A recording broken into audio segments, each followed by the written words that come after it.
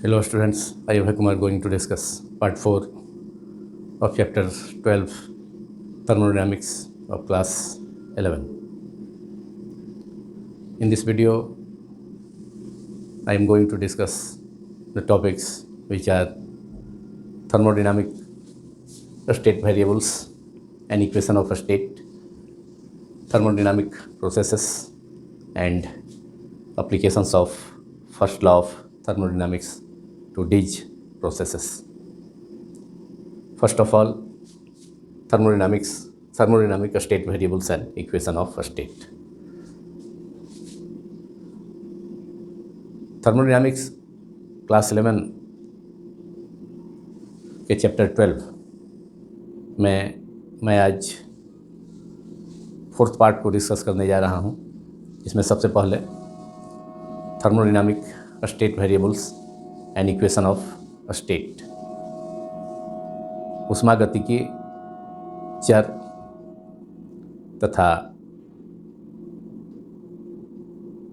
अवस्था समीकरण, equation of state.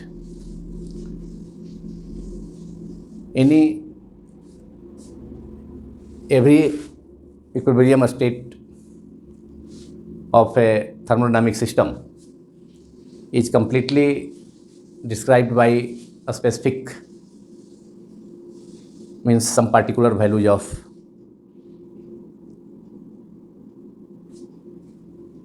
microscopic variables which are also called thermodynamic variables. किसी भी थर्मोडायनामिक सिस्टम को एक्सप्रेस करने के लिए, जो कि थर्मल इक्विलिब्रियम में है, उसे एक्सप्रेस करने के लिए कुछ वेरिएबल्स की ज़रूरत होती है, कुछ चर की ज़रूरत होती है। जैसे कि किसी गैस का थर्मोडायनामिक सिस्टम अगर गैस लिया जाए इक्विलिब्रियम में, थर्मल इक्विलिब्रियम में, तो उसके गैस के स्टेट को एक्सप्रेस करने के लिए कुछ वेरिएबल्स जैसे प्रेशर, वॉल्यूम, टेम्परेचर का यूज किया, इसके अलावा मास का यूज किया जाता है। तो इन्हें हम स्टेट वेरिएबल्स और thermodynamic variables, thermodynamic state variables इन्हें कहा जा सकता है। Write down it. Every equilibrium state of A thermodynamic system is completely described by a specific values of some microscopic variables. Microscopic means in large size, called state variables. For example, an equilibrium state of a gas is completely specified by the values of pressure, volume, temperature and mass.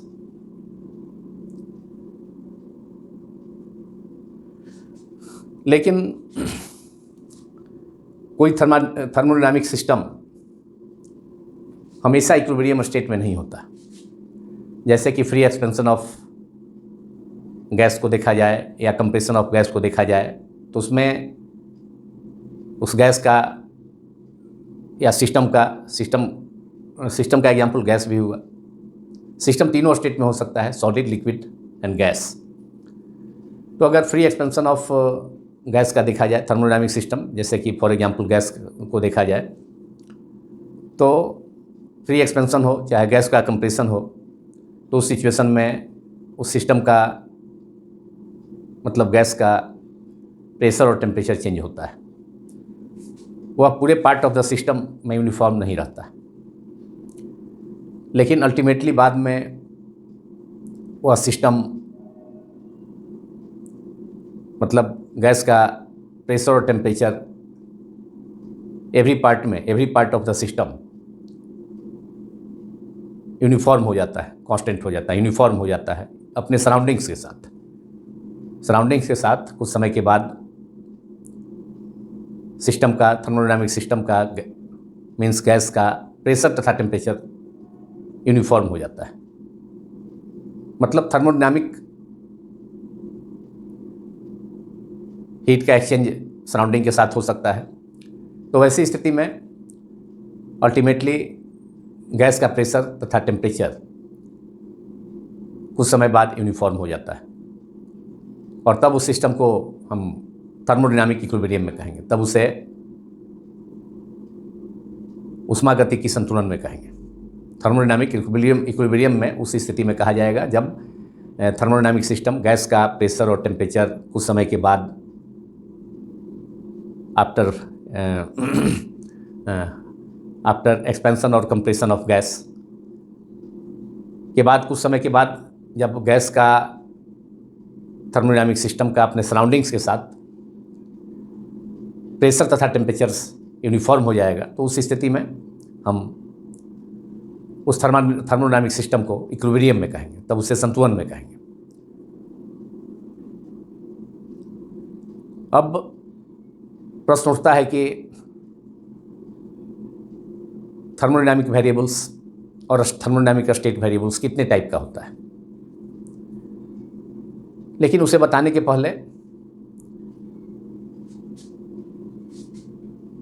जो thermodynamic state variables जिसका जिक्र मैंने अभी किया, pressure, volume, temperature and mass, जिसके help से किसी thermodynamic system means gas, जैसे कि गैस है, उसके थर्मल इक्विलिब्रियम को एक्सप्रेस किया जा सकता है। तो these are 4 variables to specify the state, thermodynamic state, to specify the state of the system.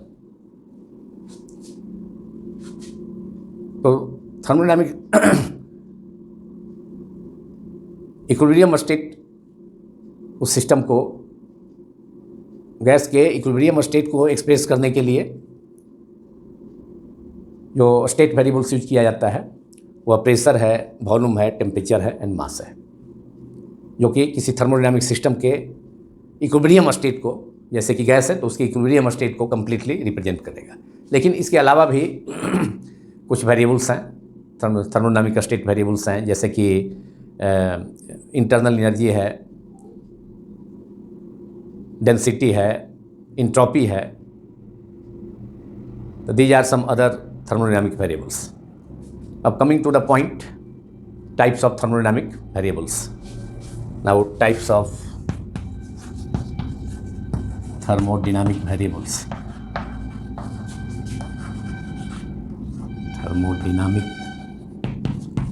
Thermodynamic variables 2 type के हो सकते हैं। Number 1, intensive variables.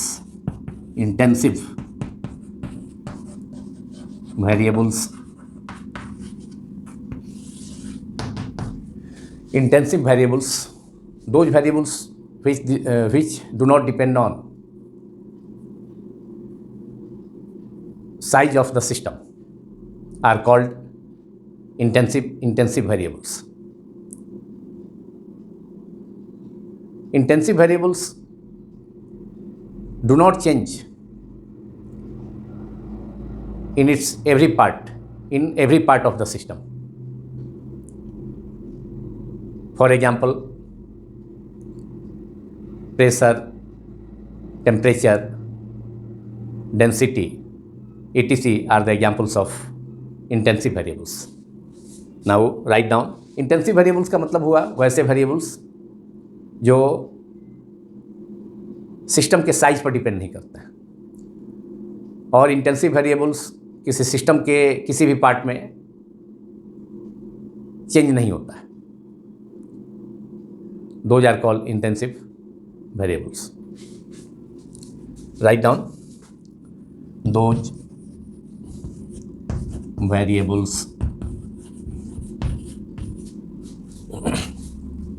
which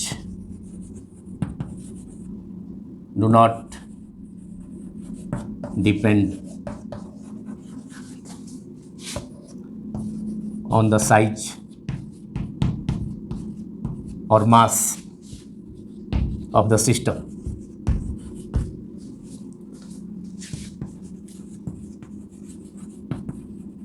are called intensive variables, are called intensive variables.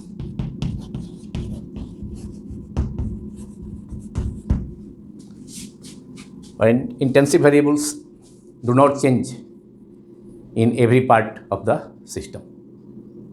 System के प्रत्येक part में, प्रत्येक भाग में इंटेंसिव वेरिएबल्स चेंज नहीं होते। Intensive variables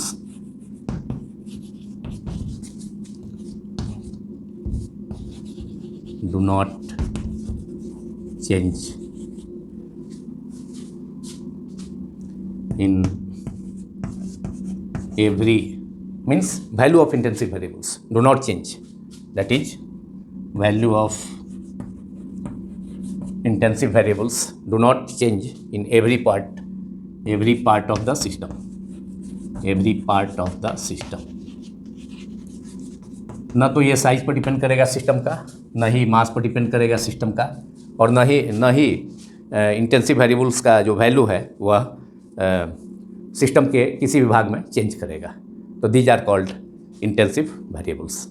examples of intensive variables are pressure, temperature, density etc. Density etc. Pressure, temperature, density etc. are the examples of intensive state variables or intensive variables simply.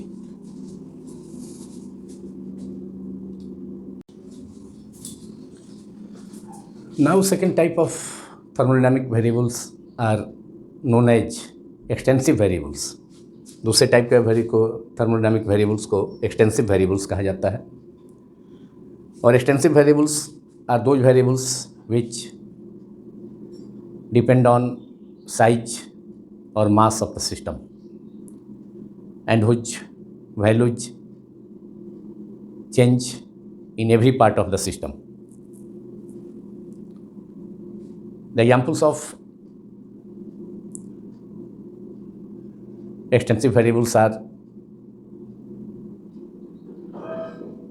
volume, internal energy, entropy, enthalpy, specific heat. These are the examples of extensive variables. Mass is also extensive variable. Now write down those variables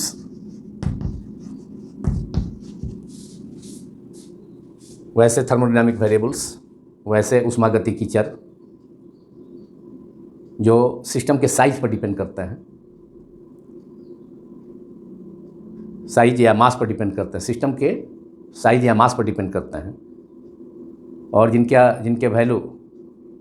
जिनके मान value system के each part में change हो सकते हैं या change होते हैं, तो उन्हें एक्सटेंसिव वेरिएबल्स कहा जाता है। Those variables which depend on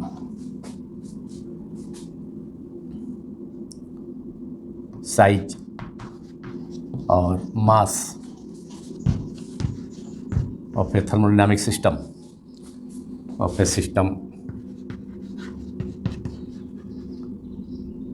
and whose values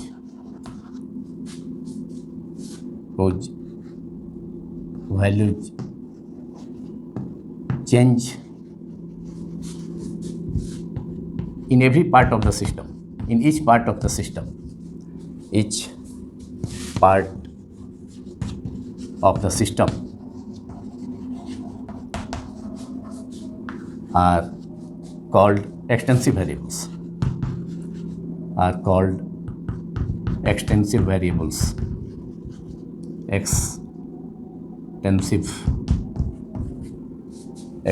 variables.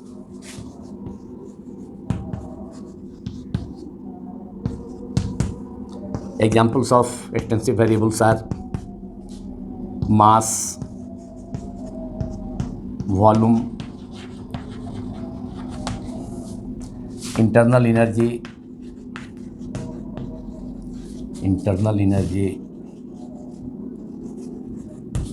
a specific heat, enthalpy, etc. A specific heat, enthalpy,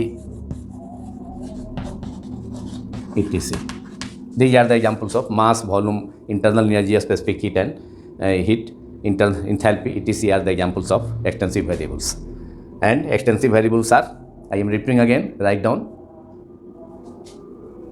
those variables which depend on size or mass of a system and whose values change in each part of the system are called extensive variables. I think all of you understand it.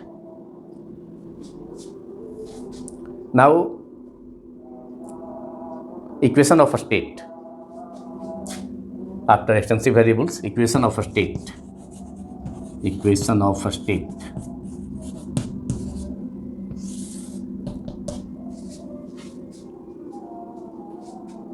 The equation obtained with the help of some thermodynamic variables, or the equation relating some thermodynamic variables, is called equation of a state, and which is PV is equal to mu RT for mu moles of a system or gas. So the equation, write down the equation relating some thermodynamic variables, some thermodynamic variables, and these variables in equation of a state are volume, pressure, volume, and temperature. In bracket, I am writing pressure, volume and temperature, इसको relate करेगा equation of a state इन तीनों variables के बीच में, and temperature. So the equation relating some thermodynamic variables, that is pressure, volume, and temperature of a system, thermodynamic system, which is gas of a system. और ये gas होगा, और gas में भी ये आइडियल गैस होगा, चूँकि रियल गैस के लिए वांडर वाल इक्वेशन होता है. some modifications are done in ideal gas equation in pressure and volume of a system. The system is gas, that is ideal gas, is called equation relating some thermodynamic variables, and those variables are pressure, volume, and temperature of a system gas is called equation of a state, which is given by, is called equation of a state. Equation of a state given by, which is given by PV is equal to mu RT, mu R capital RT. PV is equal to mu RT, where mu is the number of moles of the gas, P is the pressure of the gas, V is the volume of the ideal gas, and T is the temperature of ideal gas. For 1 mole of gas, this equation reduces to PV is equal to RT. If mu is supposed to be 1 mole, then PV is equal to RT. Simple relation, PV is equal to RT.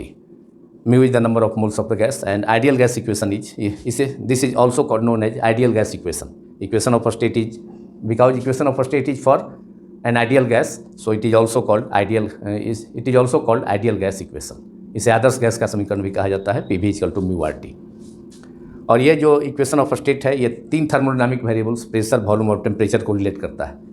तो different thermodynamic variables ऊष्मागतिकीय चर के बीच संबंध को दर्शाने वाला, represent करने वाला जो इक्वेशन होता है, समीकरण होता है, उसको हम इक्वेशन ऑफ स्टेट कहते हैं, जो कि PV equal to mu RT.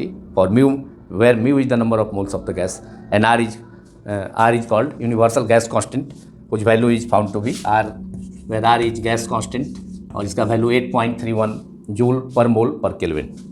Gas constant and value of gas constant is 8.31 joule पर mole inverse kelvin inverse K-1. The value of gas constant R is 8.31 joule per mole per Kelvin. So the equation of a state is PV is equal to mu RT or PV is equal to nRT. Sometimes we also write it PV is equal to nRT, where n is the number of moles of the gas in place of mu. अगर number of moles को mu के बदले में अगर n का use करते हैं तो इस इक्वेशन को हम लिखा जा सकता है PV is equal to nRT. This is equation of a state or ideal gas equation.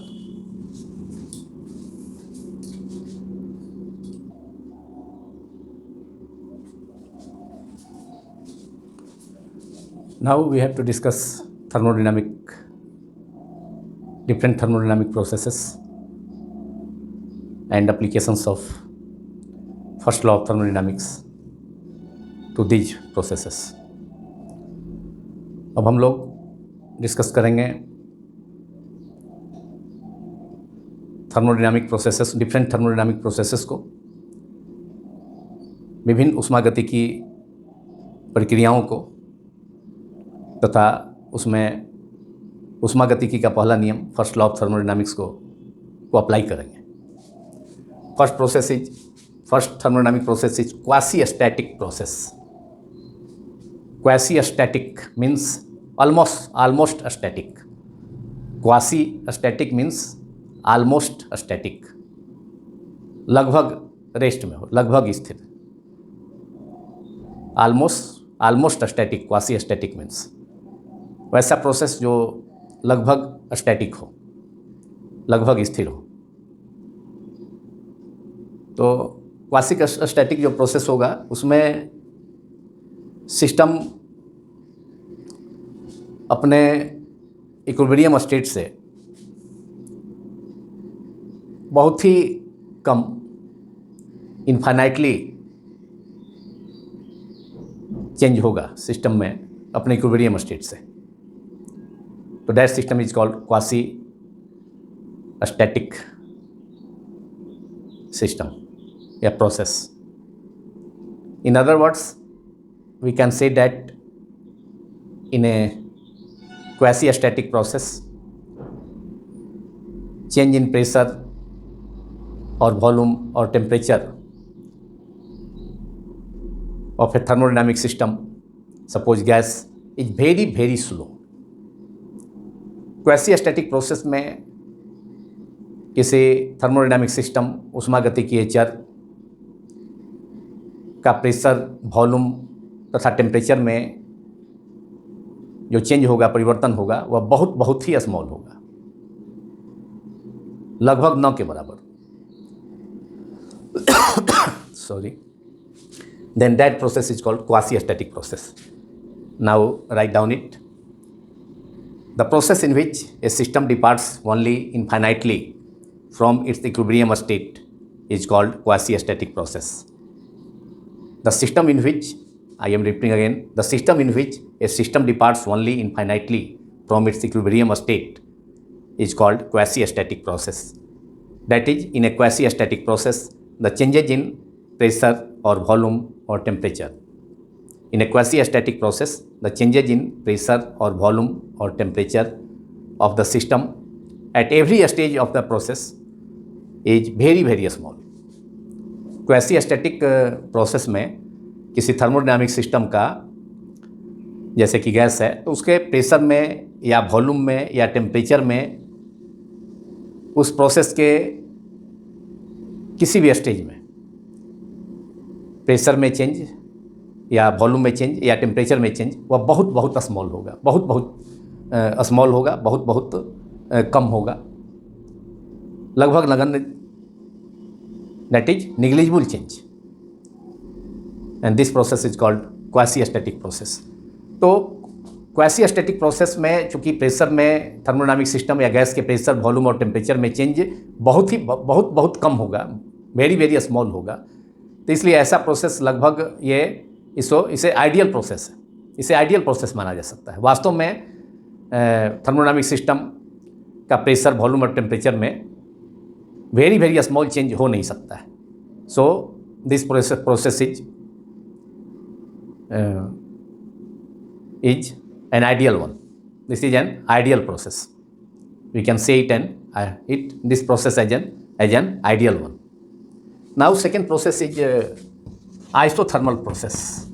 Isothermal process.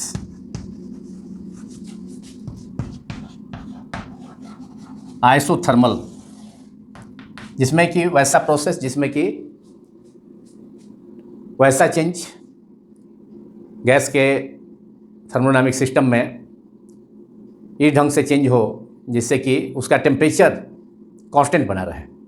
System का सराउंडिंग के साथ हीट का एक्सचेंज हो, लेकिन temperature of the system during the entire process remains constant. It is called isothermal process.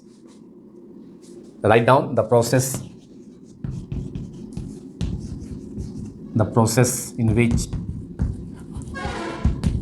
temperature of a system, of the thermodynamic system, temperature of a thermodynamic system और temperature of a system, simply system कहा जा सकता है thermodynamic system को। temperature of a system, suppose gas system is, suppose here a gas remains constant, but exchange of heat takes place between the system and its surroundings. But the exchange of heat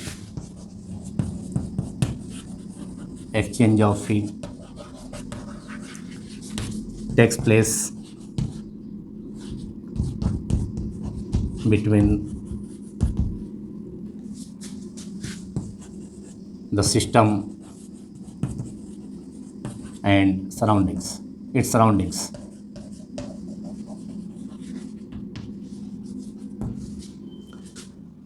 अब इसका example हो सकता है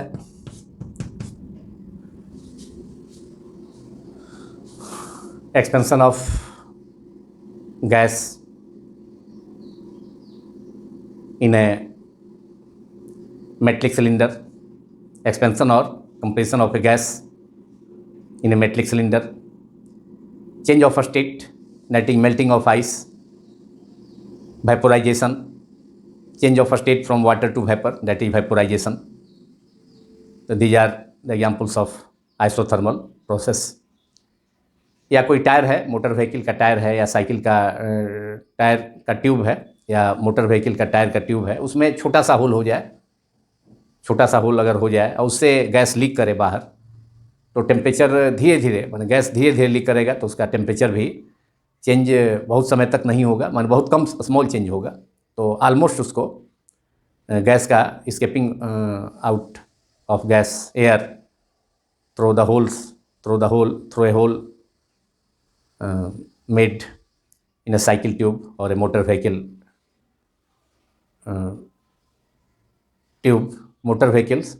vehicles tire or tube is an example of almost isothermal process. So write down its example. Melting of ice, उसमें temperature constant हो, जब तक पूरा आइस मेल्ट नहीं करेगा तब तक आइस का टेम्परेचर 0 डिग्री सेल्सियस से इंक्रीज नहीं करेगा। मेल्टिंग ऑफ आइस, फिर वेपोराइजेशन, वाटर वेपर में कन्वर्ट करता है तो टेम्परेचर 100 डिग्री सेल्सियस पर, तो 100 डिग्री सेल्सियस पर वेपोराइजेशन होगा, तो वो भी कांस्टेंट टेम्परेचर पर होगा। वेपोराइजेशन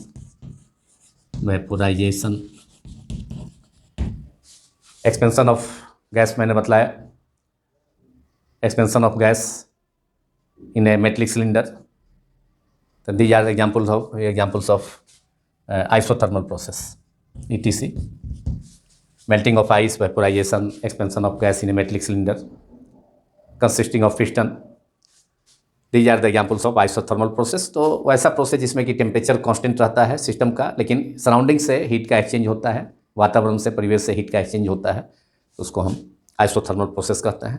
अब आइसोथर्मल प्रोसेस में चूंकि टेम्परेचर कांस्टेंट होता है तो change in internal energy of the system, अब इसको हम फर्स्ट लॉ ऑफ थर्मोडायनामिक्स में अप्लाई करेंगे इस प्रोसेस में। तो first law of thermodynamics is delta Q equal to delta U plus delta W. Delta U is the change in internal energy of the system gas, and delta Q is the work done by the system, and delta q is the heat supplied to the system. This is first law of thermodynamics. First law of thermodynamics. This is first law of thermodynamics. But in isothermal process, temperature of the system remains constant. So there is a change in internal energy of the system is no change in internal energy of the system, because temperature of the system, internal energy चूँकि temperature पर depend करता है और temperature ही constant है system का, तो change in internal energy of the system is zero. तो इन आइसोथर्मल टेम्परेचर कांस्टेंट होता है, तो in isothermal process change in internal energy delta U equal to zero in isothermal process, because internal energy depend करता है temperature of the system पर, और temperature ही system में चेंज नहीं होता है आइसोथर्मल प्रोसेस में, तो change in internal energy zero होगा। इसलिए in isothermal process, hence in isothermal process change in internal energy is also zero. Therefore, we have delta Q is only utilized in work done by the system. अब इस स्थिति में जो बाहर से heat system को दिया जाएगा डेल्टा Q, वह टोटली यूटिलाइज हो जाएगा उस सिस्टम के द्वारा वर्क डन करने में। मतलब सिस्टम के द्वारा वर्क डन होगा, पिस्टन पर फोर्स सप्लाई होगा, तो पिस्टन अपने पोजीशन से डिस्प्लेस हो जाएगा ऊपर की ओर, तो केवल हीट का यूटिलाइज होगा केवल work done by the system में, और चेंज इन इंटरनल एनर्जी यहाँ पर इंक्रीज नहीं होगा क्योंकि टेम्परेचर कांस्टेंट है थर्मोडायनामिक प्रोसेस में। Therefore in thermodynamic process heat given to the system delta Q equal to only utilize in work done by the system. Delta Q equal to delta U, delta W sorry, and delta U is zero, change in internal energy is zero. The total heat supplied to the gas is utilize completely in work done by the system. जितना heat दिया जाएगा सभी work done में ही convert हो जाएगा, माने gas के द्वारा वर्क डन करने में, सिस्टम के द्वारा वर्क डन या गैस के द्वारा वर्क डन करने में यूटिलाइज हो जाएगा, but change in internal energy delta U is equal to zero.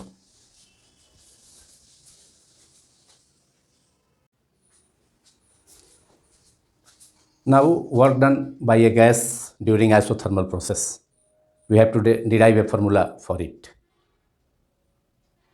समतापीय प्रक्रम में, समतापीय प्रक्रिया में आदर्श गैस के द्वारा किया गया कार्य का व्यंजक सूत्र फॉर्मूला डिराइव करना है। तो we know that work done by a gas at constant pressure to increase in volume through dV is given by W is equal to integral, and if the volume of the gas changes from V1 to V2, then V1 to V2 integral V1 to V2 P dV. Work done, total work done by the gas to expand its volume from initial volume V1 to V2, while expansion of the gas from its initial value V1 to V2 at constant pressure is given by, because work done by the gas for increase in volume through a small amount dV is given by P into dV, because we know that work done dW for a small displacement, work done by the gas on the piston, if a gas is filled in a cylinder containing a piston, and if the gas is heated, if the bottom of the cylinder is heated, then gas expands, and due to expansion there is work done by the gas, and that work done is work done by the gas, and thus piston of the cylinder moves from its initial position to another position, that is piston is moving up by the gas due to expansion of the gas, and work done by the gas is force multiplied by distance. Dx is the distance of the piston, distance moved by the piston, and force is equal to, if A is the area of the piston and P is the pressure of the gas, then force is equal to pressure multiplied by area into dx. and this is P into dV. Area into dx is work done, P into dV. So work done by the system, by the gas at constant pressure P to increase its, to change its volume, that is change in volume of the gas through dV is dW is equal to P into dV. Therefore, if the gas expands from its initial volume V1 to another volume V2, final volume V2, then total work done by the system, work done by the gas is W is equal to integral V1 to V2 P dV. And we know PV is equal to RT from ideal gas equation. For n mole of gas, PV is equal to nRT or mu RT. So P is eliminated by V1 to V2 and P is equal to RT upon nRT, that is mu RT. Mu is the number of moles upon V into dV. Using ideal gas equation, PV is equal to mu RT, and therefore P is equal to mu RT upon V. P को eliminate कर लिया गया है pressure को ideal gas equation से. Now mu is constant, R is constant, T is constant. Isothermal process है, temperature constant है. और integral dV by V from V1 to V2 equals to mu RT. dV by V is log V base E V1 to V2.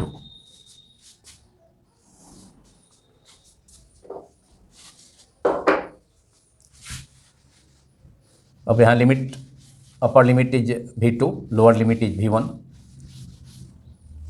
Then we have mu RT log base E, V is replaced by V2, upper limit minus log base E, now lower limit is V1. तो different integral का rule का use करके log E dV by V का integral log V हो गया, base exponential V1 to V2 and mu RT log E, V is replaced by V2, log E V2 minus log E V1, upper limit minus lower limit. तो log वाला term है अंदर bracket के अंदर, इसमें log E V के जगह replace करेंगे V2 और फिर V के जगह V1. तो log E V2 mu RT log E V2 minus log E V1.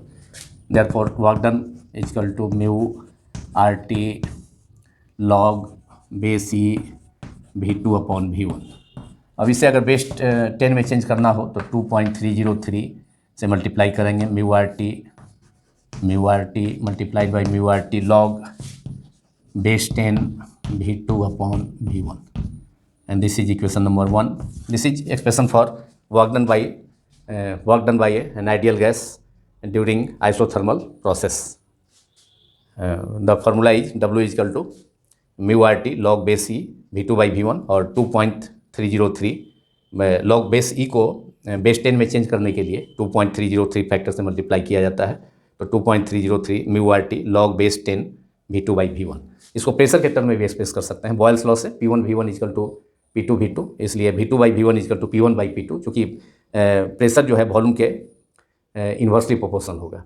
Volume pressure के इन्वर्सली प्रोपोर्शनल है. V varies as 1 by P according to Boyle's law.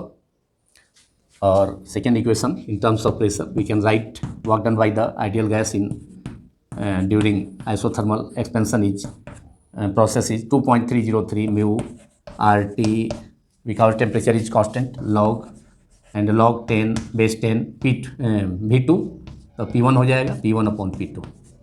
और यहाँ हमने यूज किया बॉयल्स लॉ, चूँकि P1 V1 equal to P2 V2. Product of pressure and volume का जो constant होगा गैस का, वो कांस्टेंट होगा जब टेम्परेचर कांस्टेंट हो. Therefore V2 by V1 is equal to P1 upon P2. So this is the final expression for work done by an ideal gas during isothermal process, which is 2.303 mu RT log base 10 P1 by P2. And first equation was work done by the gas, by a gas, ideal gas during isothermal process. First equation was W is equal to 2.303 mu RT log base 10 V2 by V1. और इन दोनों फॉर्मूले पर problems solve किया जा सकता है.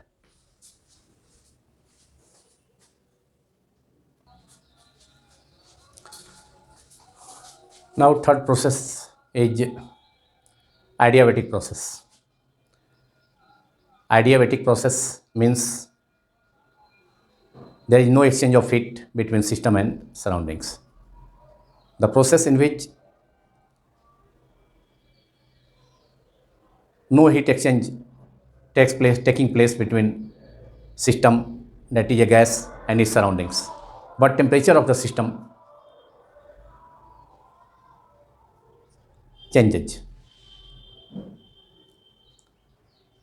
वैसा process, वैसी प्रक्रिया जिसमें सिस्टम, निकाय का सराउंडिंग्स, परिवेश के साथ उष्मा का आदान प्रदान, हीट का एक्सचेंज होता है, लेकिन सिस्टम का temperature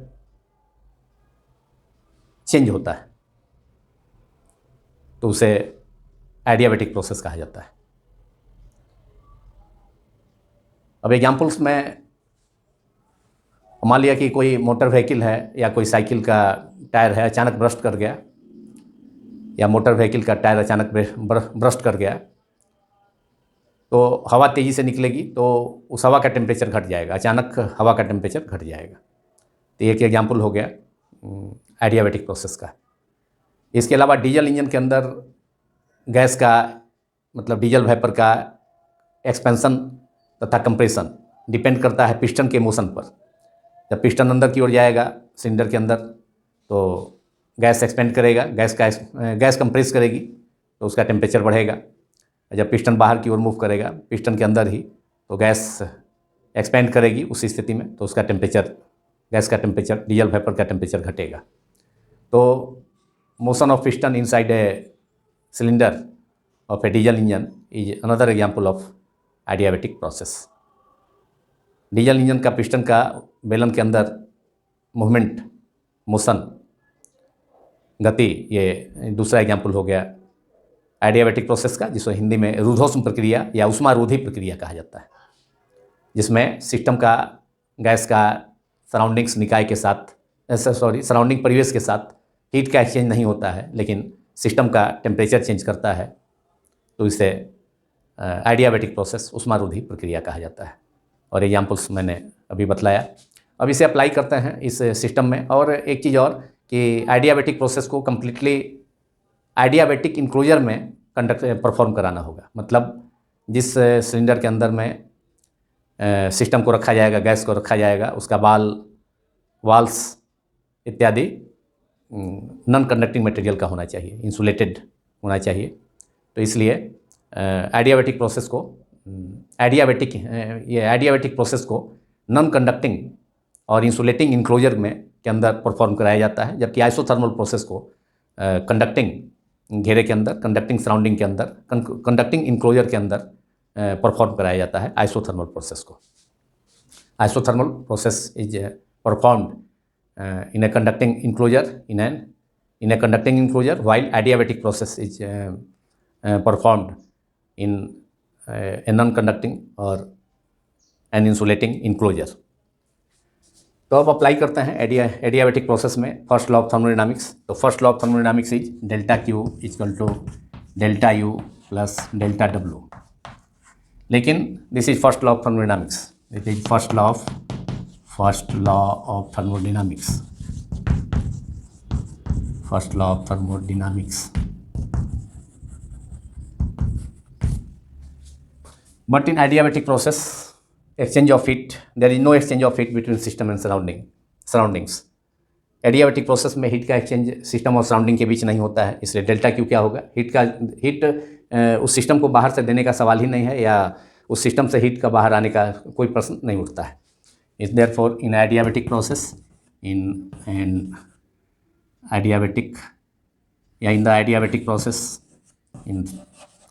in the adiabatic process heat exchange delta Q between system and surrounding is 0. Therefore equation first law of thermodynamics becomes, therefore 0 equals to first law of thermodynamics given by this equation becomes 0 is equal to delta U plus delta W. Therefore delta W work done equal to minus delta U. तो adiabatic process में heat का system और surrounding के बीच में exchange नहीं होगा, इसलिए delta Q heat supply to the system is 0, delta Q equal to 0। So equation first law of thermodynamics, उष्मागतिकी का पहला नियम में LHS जीरो हो गया, delta Q equal to zero equal to delta U plus delta W, therefore delta W equal to minus delta U, मतलब there is decrease in, minus delta U represent decrease in internal energy of the system, that is minus delta U means decrease in internal energy of the system, internal energy of the system। यहाँ system के internal energy में decrease होगा, और वह इसका मतलब है कि जो वर्क डन होगा बाय द सिस्टम, वह जो इंटरनल थी जो वर्क डन होगा बाय द सिस्टम वह इंटरनल एनर्जी के ही द्वारा होगा। इंटरनल एनर्जी का कुछ पार्ट ही वह वर्क डन कराएगा, वर्क डन सिस्टम के द्वारा किया जाएगा। कहाँ से किया जाएगा? तो गैस का जो इंटरनल एनर्जी है सिस्टम का, उसके द्वारा ही वर्क डन होगा, उसका कुछ पार्ट यूटिलाइज होगा, इंटरनल एनर्जी का कुछ पार्ट यूटिलाइज होगा work done by the system में। Therefore delta, because heat exchange is zero, delta Q equal to zero.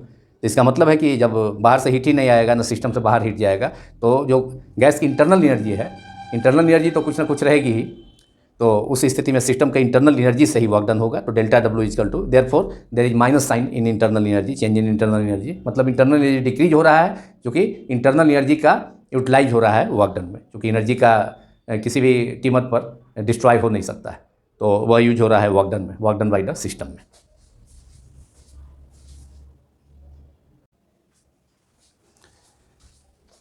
Now work done by a gas in adiabatic process, रुद्धोष्म प्रक्रिया में आदर्श gas द्वारा किया गया कार्य। Suppose an ideal gas is enclosed inside a cylinder of non conducting walls and change in the system, change in system, that is in gas, taking place by adiabatic process, so that initial pressure, volume and temperature of the gas changes to P2, V2 and T2 from initial values P1, V1 and T1। यहाँ चूँकि process में, यहाँ gas में का जो expansion हो रहा है वह आइडियाबेटिक प्रोसेस से हो रहा है, इसलिए आइडियाबेटिक प्रोसेस में जैसा कि मैंने अभी बतलाया कि सिस्टम का टेम्परेचर चेंज करता है, जबकि सिस्टम का एक्सचेंज हीट के साथ नहीं होता है। इसलिए work done by the gas by the system from in an adiabatic process to change its volume from V1 to V2 is given by integral V1 to V2 P dV, जैसा कि मैंने बतलाया work done at constant pressure P और increase in volume dV is P into dV। और चूँकि total work done by the gas system मालूम करना है, जैसे कि सिस्टम का इनिशियल वॉल्यूम V1 से चेंज होकर V2 हो जाए, therefore V1 to V2 work done by the system is by the gas is in adiabatic process is V1 to integral V1 to V2 P dV। और यहाँ P का value चूँकि आइडियाबेटिक process है, तो आइडियाबेटिक process में चूँकि टेम्परेचर चेंज होता है, तो हम वाइल्स लॉ अप्लाई नहीं कर सकते हैं। यहाँ पर P और V के बीच में जो रिलेशन होगा आइडियाबेटिक प्रोसेस में, वह PV gamma equal to constant. तो यहाँ पर P की जगह लिखा जा सकता है, P की जगह पर V1 to V2 integral P की जगह K upon V to the gamma, V to the power gamma into dV। And K को बाहर कर लेते हैं, कांस्टेंट है, और इसे V 1 upon V to the power gamma है, तो ऊपर जाके V to the power minus gamma dV हो जाएगा, वॉल्यूम V1 टू V2। अब यहाँ इंटीग्रेशन का यूज करेंगे, K कांस्टेंट है, और यहाँ हमने यूज किया किसका, PV गामा, प्रेशर और वॉल्यूम। आइडियाबेटिक प्रोसेस में प्रेशर वॉल्यूम के बीच में जो रिलेशन होता है वह PV gamma equal to constant. PV gamma अगर प्रेशर चेंज होता है, P1 वॉल्यूम V1 हो जाए तो P1 V1 गामा भी कांस्टेंट होगा, और P1 से अगर प्रेशर P2 हो जाए चेंज, वॉल्यूम V2 हो जाए तो P2 V2 गामा, ये सभी equal to P3 V3 gamma dot dot, ये सभी का प्रोडक्ट जो होगा P और V गामा का जो प्रोडक्ट होगा वह कांस्टेंट होगा। तो उसी को मैंने यूज किया, PV gamma equal to constant, therefore P equal to K upon V gamma, यहाँ रिप्लेस किया, P को एलिमिनेट किया गया K अपॉन V गामा द्वारा, और K कांस्टेंट है बाहर रख लिए, minus V gamma, V 1 by V gamma है तो V to the power minus gamma dV, V1 to V2। अब इसे इंटीग्रेट कर देंगे तो K V minus gamma plus 1 divided by minus gamma plus 1 and V1 to V2 this equal to K minus gamma plus 1 that is 1 minus gamma, denominator में बाहर कर लेते हैं और यहाँ भी हो जाएगा भी के जगह V2 रिप्लेस कर देंगे, V2 1 माइनस गामा माइनस, अब एक बार V के जगह लोअर लिमिट V1 है तो V रिप्लेस होगा V1 से 1 minus gamma plus 1 minus gamma. अब के को अंदर कर देते हैं, यहाँ दोनों टर्म में बाहर है तो 1/1 माइनस गामा के V2 1 माइनस गामा माइनस के V1 1 माइनस गामा। अब यहाँ पर के जगह लिखा जा सकता है उस टर्म में 1 और work done equal to 1/1 minus gamma के जगह यहाँ V2 वाला टर्म है तो हमने यहाँ लिखा है PV gamma equal to P1 V1 gamma equal to P2 V2 gamma equal to constant, तो उसका यूज कर लेंगे। इसको हम अगर इक्वेशन 1 मान लें तो यूजिंग 1, अब के जगह V2 वाला टर्म है तो वहाँ हम लिखेंगे के जगह P2 V2 गामा, क्योंकि V2 वाला टर्म है P2 V2 gamma multiplied by V2 1 minus gamma minus, अब फिर सेकेंड टर्म में भी के है, के ब्रैकेट के अंदर कर दिया गया तो सेकेंड टर्म में भी के है तो के जगह यहाँ V1 वाला टर्म है लेकिन V1 1 माइनस गामा, तो यहाँ पर V1 का टर्म है, V1 के टर्म में ये relation P1 V1 gamma equal to के, तो यहाँ पर के जगह P1 V1 गामा लिखा जाएगा, P1 V1 gamma multiplied by V1 1 minus gamma. Now we can get the desired result P2 V2 gamma minus P1 V2 1 minus gamma, ये power base same है V2, यहाँ भी V2 पावर ऐड हो जाएगा तो gamma plus 1 minus gamma plus gamma minus gamma cancel, तो यहाँ हमें P2 V2 यहाँ 1 गामा P2 V2 हो जाएगा, P2 V2 minus P1 V1, यहाँ पर V1 यहाँ भी हो जाएगा, बेस सेम है V1 यहाँ पावर गामा यहाँ 1 माइनस गामा, तो V1 gamma plus 1 minus gamma plus gamma minus gamma cancel, तो केवल P1 V1 हो जाएगा, P1 V1 by P2 V2 upon 1 minus gamma, ये वर्क डन हो गया। और इसे अगर माइनस बाहर बाहर कर दिया जाए कॉमन लेकर के तो ये हो सकता है P1 V1 minus P2 V2 और नीचे भी माइनस कॉमन लेना होगा तो minus gamma minus 1 that is minus minus cancel हो जाएगा तो गामा माइनस 1, तो ये रिलेशन हो गया work done by an ideal gas in adiabatic process, W equal to P2 V2 minus P1 V1 upon 1 minus gamma equal to, minus यहाँ बाहर कर लेते हैं तो ये P1 V1 को पहले रखने के लिए तो P1 V1 minus P2 V2 और यहाँ P1 माइनस गामा है, यहाँ भी माइनस कॉमन कर लेंगे तो gamma minus gamma minus 1 minus minus cancel हो जाएगा ऊपर में, तो ये रिलेशन हो गया P1 V1 minus P2 V2 upon gamma minus 1।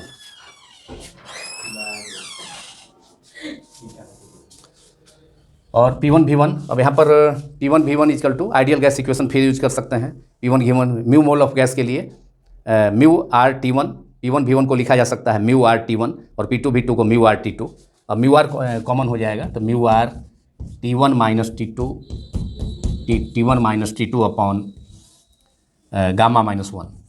This is another relation which is in adiabatic process work done in adiabatic process, रूल्स प्रक्रिया द्वारा आदर्श गैस द्वारा जो किया गया कार्य है तो उसका दो फॉर्म हो गया वर्क डन का, पहला P1 V1 minus P2 V2 upon gamma minus 1 और दूसरा हो गया P1 V1 equal to PV equal to mu R T, ideal gas equation of state का यूज करेंगे जिसे इसी पार्ट में मैंने शुरू में बतलाया है, तो म्यू आर T1 हो जाएगा P1 V1 की जगह और फिर P2 V2 की जगह म्यू आर T2, तो ये म्यू आर कॉमन कर लेंगे तो T1 minus T2 upon gamma minus 1, तो ये work done by a gas in adiabatic process उसके लिए फार्मूला हो गया। रोल्स प्रक्रिया में आदर्श गैस द्वारा किया गया कार्य का फार्मूला है और ये काफ़ी इंपॉर्टेंट फार्मूला है, इस पर काफ़ी प्रॉब्लम्स पूछे जाते हैं डिफरेंट कॉम्पिटिटिव एग्जामिनेशंस में भी और 11th इंटरनल एग्जामिनेशन में भी, IIT में, IIT नीट में, किसी भी कॉम्पिटिशन्स में इस पर प्रॉब्लम्स पूछे जाते हैं इस फार्मूला पर।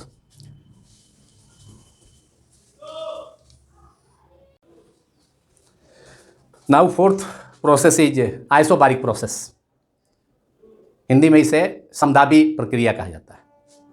The process in which pressure of the system remains constant, वो ऐसी प्रक्रिया जिसमें निकाय का गैस का दाब नियत रहता है उसको आइसोबारिक प्रोसेस या समदाबी प्रक्रिया हिंदी में कहा जाता है। Write down the process in which pressure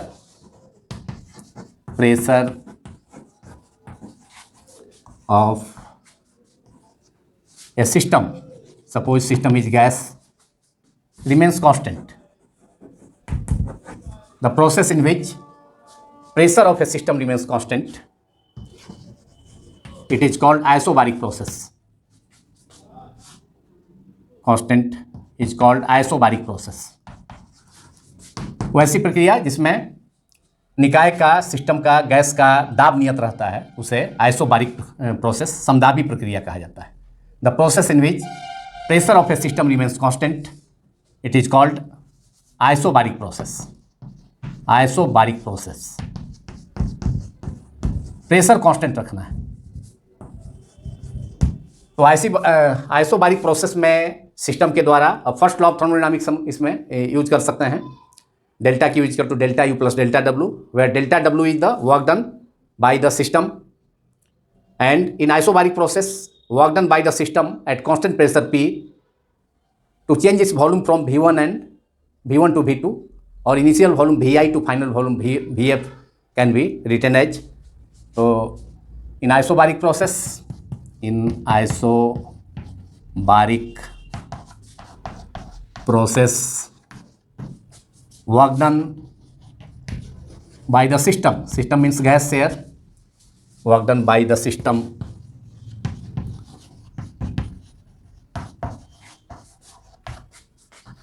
to change its volume from V1 to V2 or initial volume VI to final volume VF, to change in its volume. नियत दाब पर समदाबी प्रक्रिया में नियत दाब P पर निकाय द्वारा जो किया गया कार्य होगा, जिससे कि उसका आयतन, वॉल्यूम प्रारंभिक मान V1 से चेंज होकर के V2 या प्रारंभिक मान VI से फाइनल वैल्यू VF हो जाए. तो उसके लिए work done by the system to change in its volume, by the system to change in its volume from VI is the initial volume, suppose it is V1, to final volume is VF. F stand for final, I for initial. I initial के लिए है, प्रारंभिक मान के लिए, और F stand for final, अंतिम मान के लिए. आयतन का अंतिम मान VF और प्रारंभिक मान इनिशियल वैल्यू VI और final value of the volume is VF. Suppose I is 1 and F is 2. If I is 1 and F is 2, then volume of the gas at constant pressure changes from V1 to V2. At constant pressure, change in its volume from VI to VF at constant pressure, because in isobaric process pressure remains constant. At constant pressure P is given by delta W या W, total work W integrate कर देते हैं. Delta W की जगह W integrate कर दिए. Integration VI integral over initial volume to final volume VF, and work done by the system is to change its volume is P into DV, because DW is equal to pressure into increase in volume DV. Work done by a system at constant pressure P to increase its volume through DV is DW is equal to P into DV. लेकिन यहाँ total work done निकालना है, जिससे कि gas का जो volume है constant pressure P पर इनिशियल वॉल्यूम VI से चेंज होकर फाइनल वॉल्यूम VF हो जाए. तो integral over total work done W is equal to total work done by the gas in isobaric process W is equal to VI integral VI to VF P into DV, and here P is constant, so P is taken out from the integral. चूँकि यहाँ पर P नियत है, constant है, इसलिए P को integration का जो सिंबल है, लॉन्गेस्ट सिंबल जिसमें लिमिट दिया है VI टू VF, तो उस सिंबल से बाहर कर देंगे. प्रेशर कॉन्स्टेंट है, बाहर कर लिए. इंटीग्रल DV और इंटीग्रेशन है का होगा integration VI to VF, and V का जो इंटीग्रेशन होगा, DV का इंटीग्रेशन V हो जाएगा, कैपिटल V. और अब यहाँ लिमिट है, लोअर लिमिट VI और final limit VF.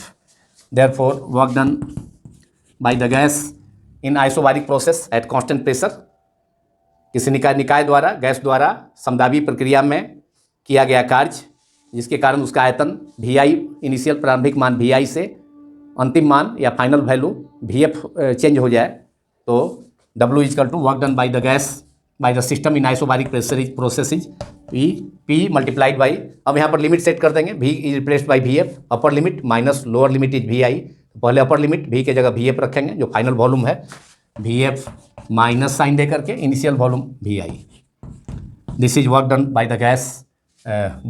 The gas system in in isobaric process. समदाबी प्रक्रिया में गैस द्वारा किया गया कार्य, निकाय द्वारा किया गया कार्य का ये फॉर्मूला हो गया W = P × VF - VI, जहाँ VI इनिशियल वॉल्यूम है और VF फाइनल वॉल्यूम गैस का है।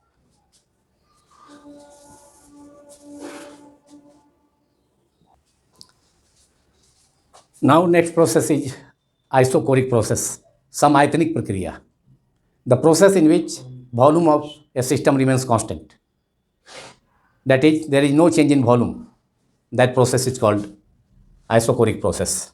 Now write down.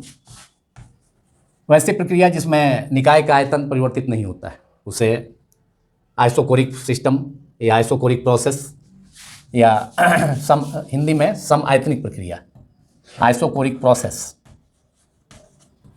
The process is isochoric process, the process in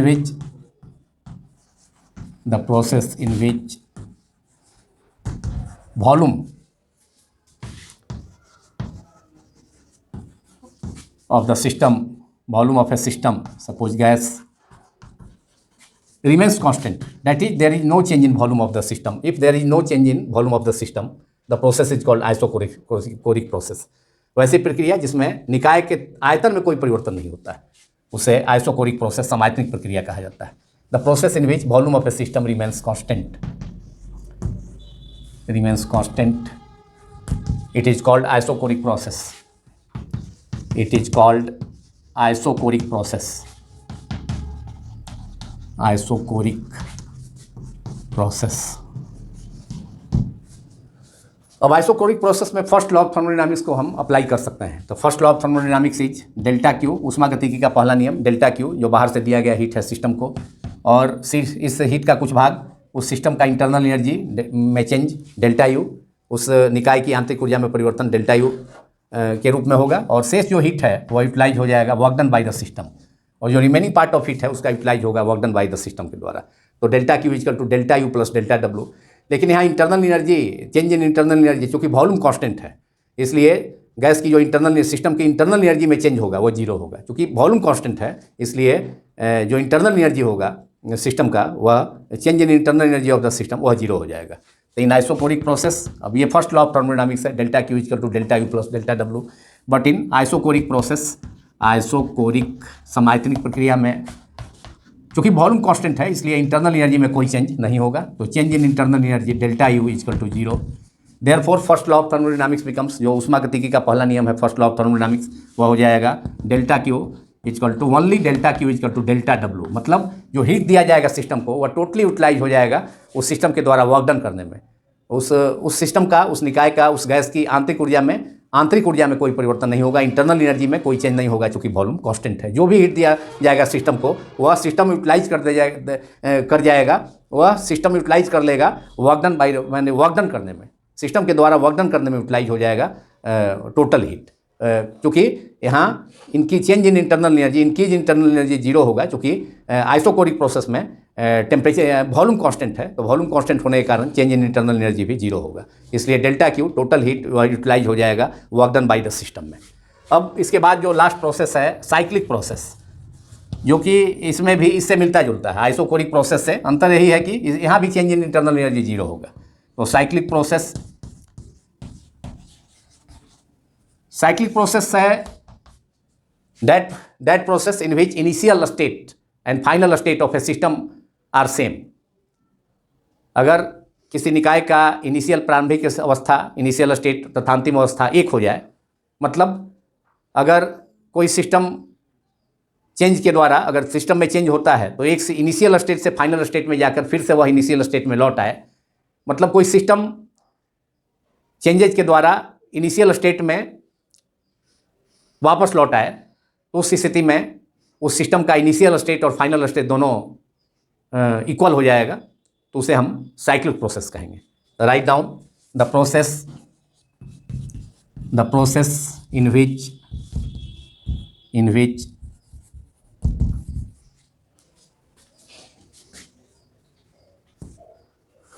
the initial and final states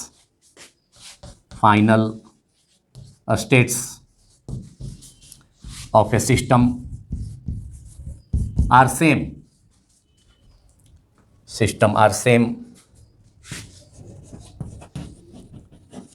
it is called cyclic process। मतलब system final state में जा करके किसी change द्वारा सिस्टम एक स्टेट से दूसरे स्टेट, इनिशियल स्टेट से फाइनल स्टेट में जाता है, तो फिर से वह फाइनल स्टेट से अंतिम स्थिति से इनिशियल स्टेट, प्रारंभिक स्थिति में लौट आएगा, जिससे कि इनिशियल स्टेट और फाइनल स्टेट दोनों सेम हो जाएगा। It is called cyclic process. The process in which the initial and final states of a system are same, it is called cyclic process. और चूंकि इंटरनल एनर्जी गैस का वह depend करता है states पर, initial and final state of the system पर, because internal energy is a state function. वह system के इंटरनल एनर्जी सिस्टम के इनिशियल स्टेट और फाइनल स्टेट पर डिपेंड करता है। तो यहाँ पर भी साइक्लिक प्रोसेस में भी चूंकि इनिशियल स्टेट और फाइनल स्टेट सेम है, तो change in internal energy of the system zero होगा। इसलिए फर्स्ट लॉ ऑफ थर्मोडायनामिक्स इसमें अप्लाई करेंगे, तो यहाँ पर change in internal energy of the system in cyclic process delta U equal to zero. क्योंकि इंटरनल एनर्जी स्टेट फंक्शन है, जैसा मैंने बतलाया, वह निकाय का, गैस का इंटरनल एनर्जी, गैस का निकाय सिस्टम का इनिशियल स्टेट और फाइनल स्टेट पर डिपेंड करता है। और यहाँ इनिशियल स्टेट और फाइनल स्टेट दोनों एक ही है, सेम है। सिस्टम फाइनल स्टेट से इनिशियल स्टेट में आ गया, तो इसलिए वैसी स्थिति में change in internal energy system का जीरो होगा। इसलिए first law of thermodynamics use करेंगे हम, तो delta Q equal to delta U यहाँ जीरो हो गया, plus delta W, that is delta Q equal to delta W. मतलब यहाँ पर भी वही बात होगी, जो टोटल हीट यूज होगा, टोटल हीट जो सिस्टम को दिया जाएगा वह यूटिलाइज हो जाएगा work done by the system में। यहाँ पर भी टोटल हीट निकाय सिस्टम वर्क डन में यूज करेगा, चूँकि internal change in internal energy cyclic process में भी जीरो होता है।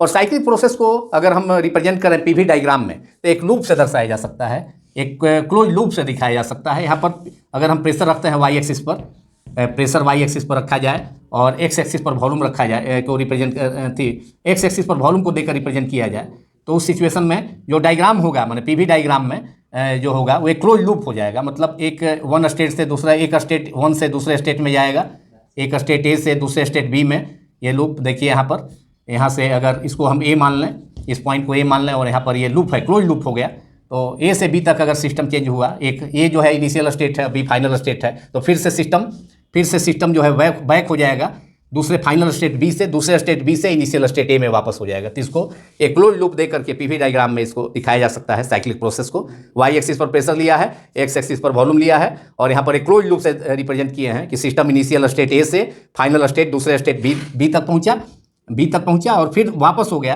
फिर एरो जो है फिर ए की तरफ कर दिया गया है, एरो इंडिकेट है फिर ए की तरफ, मतलब सिस्टम फिर फाइनल स्टेट से फिर इनिशियल स्टेट में बैक हो गया। तो पीवी डायग्राम में इस ढंग से हम साइक्लिक प्रोसेस को एक क्लोज लूप से रिप्रेजेंट कर सकते हैं, जिसे हमने पीवी डायग्राम में रिप्रेजेंट किया भी है। तो इसी के साथ साइक्लिक प्रोसेस के साथ ही ये पार्ट 4 चैप्टर 12 क्लास 11 थर्मोडायनामिक्स का समाप्त होता है। Thank you very much.